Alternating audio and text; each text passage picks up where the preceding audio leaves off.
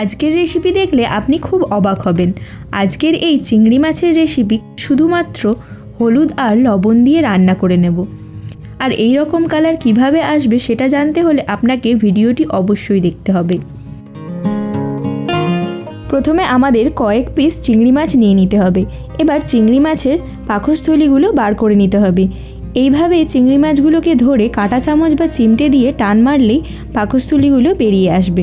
এখানে চিংড়ি মাছের শরীরে সমস্ত নোংরাগুলি থাকে। একটু বড় সাইজের চিংড়ি হলে অবশ্যই এটা ফেলে দেওয়ার চেষ্টা করবেন। এইভাবে আমি সমস্ত চিংড়ি মাছের পাকস্থলীগুলো বার করে নেব। এটি ছাড়ানোর আগে চিংড়ি মাছগুলি পোশাক ভালো করে ছাড়িয়ে নিয়েছি, যাতে এগুলো ছাড়াতে সুবিধা হয় এবং খেতেও কিন্তু খুব সুস্বাদু লাগে।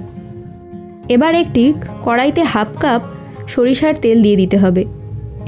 তেলটা হালকা গরম হলে ওতে হাফ চা চামচ গোটা জিরে দিয়ে কিছুক্ষণ নাড়িয়ে নিতে হবে।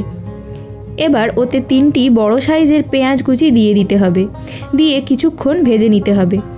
এই রেসিপিতে পেঁয়াজটা বেশি করে দিতে হবে। আমি এখানে 150 গ্রামের মতো চিংড়ি মাছ নিয়েছি, তার জন্য 3টি বড় সাইজের পেঁয়াজ নিলাম। আপনি বেশি চিংড়ি নিলে পেঁয়াজটাও বেশি করে নেবেন। পেঁয়াজটা ভাজার সময় লক্ষ্য রাখতে হবে যাতে পেঁয়াজটা বেশি না ভাজা হয়। হালকা ব্রাউন হয়ে আসলে চিংড়ি মাছগুলো ওতে তুলে দিতে হবে। তারপর চিংড়ি মাছগুলো আমি বেশ কিছুক্ষণ ভেজে নেব।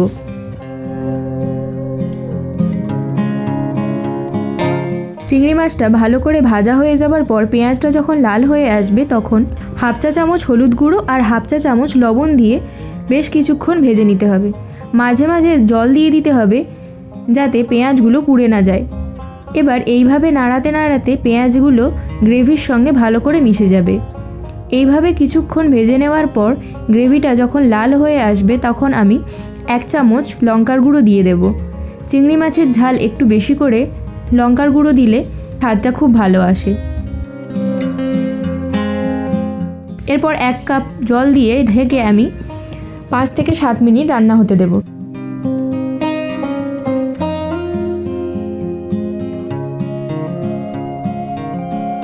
5 মিনিট পরে দেখুন গ্রেভিটা কতটা ঘন হয়ে গেছে। এবার হাফ চা চামচ রোস্টেড ধনে জিরের গুঁড়ো দিয়ে আমি চিংড়ি মাছটা মিশিয়ে নেব। ব্যাস রেডি আমাদের চিংড়ি মাছের ঝাল। আপনারাও বাড়িতে ট্রাই করবেন আর আমাকে কমেন্টে জানাবেন আপনাদের এই রেসিপিটি কেমন লাগলো। পরবর্তীতে আমি আরও মজাদার রেসিপি নিয়ে হাজির হচ্ছি, তাই চ্যানেলটি সাবস্ক্রাইব করতে ভুলবেন না। দেখা হচ্ছে পরের ভিডিওতে। ধন্যবাদ।